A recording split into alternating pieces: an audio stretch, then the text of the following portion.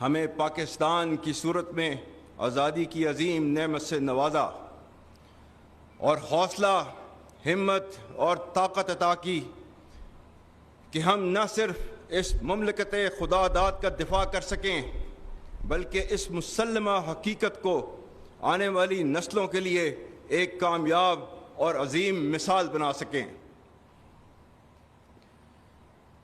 خواتین و حضرات، ہمارے قومی شعور کی بنیاد نظریہ پاکستان ہے جو دو قومی نظریے پر مبنی ہے۔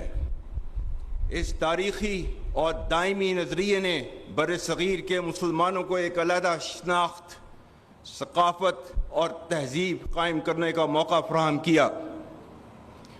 قیام پاکستان کا مقصد محض ایک جغرافیائی خطے کا حصول نہ تھا بلکہ ایک ایسی فلاحی ریاست کا قیام تھا جہاں اسلام کے سنہری اصولوں کی بنیاد پر معاشرہ امن و سلامتی اور افہام و تفہیم سے مسلمانوں اور اس میں موجود تمام تر دوسرے مذاہب کے لوگوں کو آزادی اور تحفظ میسر کر سکے۔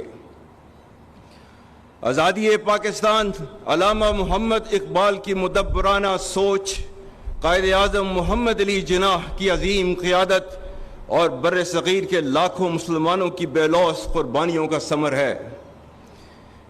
یہ ملک نہ صرف قائم رہنے بلکہ دنیا عالم میں نمایاں مقام حاصل کرنے کے لیے معرض وجود میں آیا۔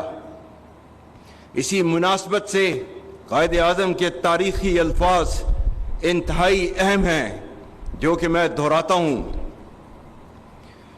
We have undoubtedly achieved Pakistan, and that too without war, practically peacefully, by moral and intellectual force, and with the power of the pen, which is no less mightier than that of the sword, and so our righteous cause has triumphed.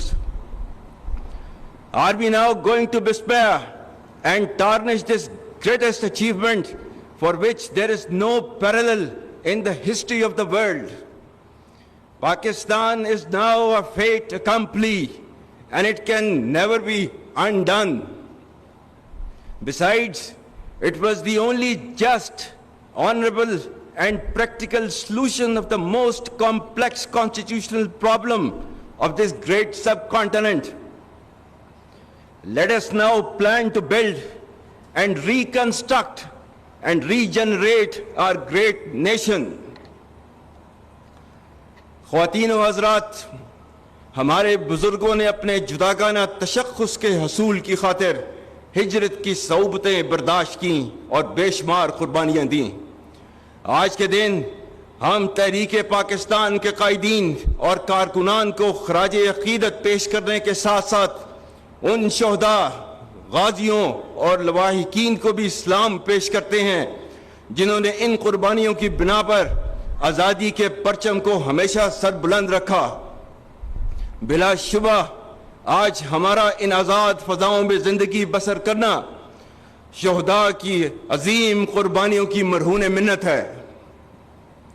جس طرح قیام پاکستان کے وقت ہمارے اجداد نے متعدد مشکلات کا سامنا کیا، اسی طرح ہم نے اپنے ارتقائی دور میں خاص طور پر ماضی قریب میں متعدد چیلنجز کا بخوبی مقابلہ کیا۔ الحمدللہ کسی بھی مشکل نے ہمارے عزم اور ارادے کو کمزور نہیں کیا۔ تاریخی طور پر ہمارے قومی جذبے کو ہمیشہ آزمائش میں تقویت ملی اور ہم من حیث القوم ہمیشہ ہر مشکل کے بعد اور بھی زیادہ مضبوط بن کر ابھرے، جس میں قوم اور افواج کا باہمی اعتماد کلیدی رہا ہے۔ یاد رکھیں، نا اتفاقی اور انتشار ملک کو اندر سے کھوکھلا کر کے بیرونی جارحیت کے لیے راہ ہموار کر دیتے ہیں۔ قوم کا پاک فوج پر غیر متزلزل اعتماد ہمارا سب سے قیمتی اثاثہ ہے۔ یہ مضبوط رشتہ مشکل حالات میں ہماری قوت بن کر حوصلوں اور جذبوں کو بڑھانے کا سب سے بڑا ذریعہ ہے۔ افواج پاکستان کو کمزور کرنا پاکستان کو کمزور کرنے کے مترادف ہے۔ مجھے پختہ یقین ہے کہ کوئی منفی قوت اعتماد اور محبت کے اس رشتے کو نہ کبھی کمزور کر سکی ہے اور نہ ہی آئندہ کر سکے گی۔ افواج پاکستان نے ملک اندرونی اور بیرونی دفاع کی قسم کھا رکھی ہے، جس کی آبیاری روزانہ کی بنیاد پر وہ اپنے خون سے کر رہی ہے۔ ہم کسی بھی صورت اور کسی بھی قیمت پر اپنی قربانیوں کو رائیگاں نہیں جانے دیں گے انشاءاللہ۔ خواتین و حضرات، عالمی اور علاقائی سطح پر تیزی سے تبدیلیاں رونما ہو رہی ہیں، جن کی رفتار اور نوعیت غیر معمولی ہے۔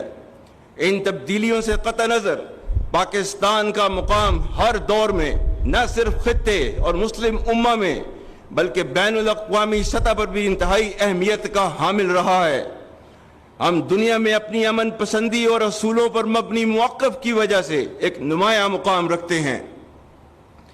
اللہ تعالیٰ کی عطا کردہ بے پناہ قدرتی وسائل، جفا کا شوام اور حوصلہ مند جوانوں کی بدولت بلا شبہ پاکستان کا مستقبل روشن و تابناک ہے۔ بدقسمتی سے ہمارے خطے میں انتہا پسندی اور دہشت گردی کے عزائم رکھنے والی قوتیں سرگرم عمل ہیں۔ عوام، افواج پاکستان اور قانون نافذ کرنے اداروں اداروں نے دہشت گردی کا کامیابی سے مقابلہ کیا ہے اور نہ صرف لازوال قربانیاں دی ہیں بلکہ آنے والے وقتوں میں بھی کسی قربانی سے دریغ نہ کرنے کا مصمم اور غیر متزلزل ارادہ رکھتے ہیں۔ انسداد دہشت گردی کے لیے مکمل یکسوئی کے ساتھ اختیار کی جانے والی کثیر الجہتی حکمت عملی، عزم استحکام، قومی عزم کا استعارہ، سلامتی کی ضامن اور وقت کا اہم تقاضا ہے۔ آج ہمارے خیبر پختونخوا صوبے میں بالخصوص فتنہ الخارج المعروف تحریک طالبان پاکستان کی ریاست اور شریعت مخالف کارروائیوں کی وجہ سے دہشت گردی کے فتنہ نے دوبارہ سر اٹھایا ہے، جس کی سرکوبی کے لیے افواج پاکستان اور تمام قانون نافذ کرنے والے ادارے ہمہ وقت برسر پیکار ہیں۔ اسی فتنہ کے بارے میں چند دن پہلے علماء و مشائخ کرام سے بات کرتے ہوئے میں نے کہا تھا کہ اگر تم شریعت اسلام کو نہیں مانتے، آئین پاکستان کو نہیں مانتے، تو ہم بھی تمہیں پاکستانی نہیں مانتے۔ دہشت گردی کے خلاف جنگ میں خاص طور پر ہمارے پختون بھائیوں نے جرأت، ایثار اور قربانیوں کی جو لازوال داستان رقم کی ہے، اس پر پوری قوم انہیں سلام پیش کرتی ہے۔ اور جس طرح فساد فی الارض کو پھیلانے والی طاغوتی قوتوں کے سامنے افواج پاکستان بشمول تمام قانون نافذ کرنے والے اداروں کے شانہ بشانہ خیبر پختونخوا کے عوام ایک سیسا پلائی ہوئی دیوار کی مانند پچھلے 22 سال سے کھڑے ہیں، اس کے لیے پوری پاکستانی قوم آپ کی مرہون احسان ہے۔ میں پاکستان اور بالخصوص خیبر پختونخوا کی غیور عوام کو اللہ کے احکامات کی روشنی میں یقین دلاتا ہوں کہ آپ فساد فی الارض کے خلاف جنگ لڑ رہے ہیں، جس میں اللہ کے وعدوں کے مطابق فتح انشاءاللہ ہماری ہوگی۔ قرآن میں سورہ مائدہ کی آیت نمبر 33 میں اللہ تعالیٰ نے فرمایا ہے انما جزاء الذین یحاربون اللہ ورسولہ ویسعون فی الارض فسادا ان یقتلوا او یسلبوا او تقطع ایدیہم وارجلہم من خلاف او ينفوا من الارض ذلك لهم خزي في الدنيا ولهم في الآخرة عذاب عظیم۔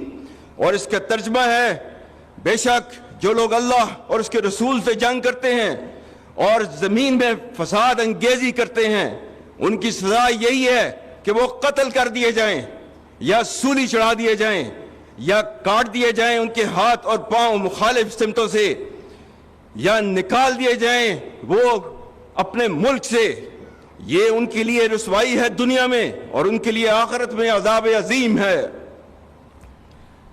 اور سورہ مائدہ کی آیت 56 میں اللہ تعالیٰ فرماتا ہے، اور یہ جنگ جو اس کے راستے میں لڑ رہے ہوتے ہیں ان کو فتح کی نوید دیتا ہے، فَإِنَّ حِزْبَ اللَّهِ هُمُ الْغَالِبُونَ، بے شک اللہ کی جماعت ہی غالب رہے گی۔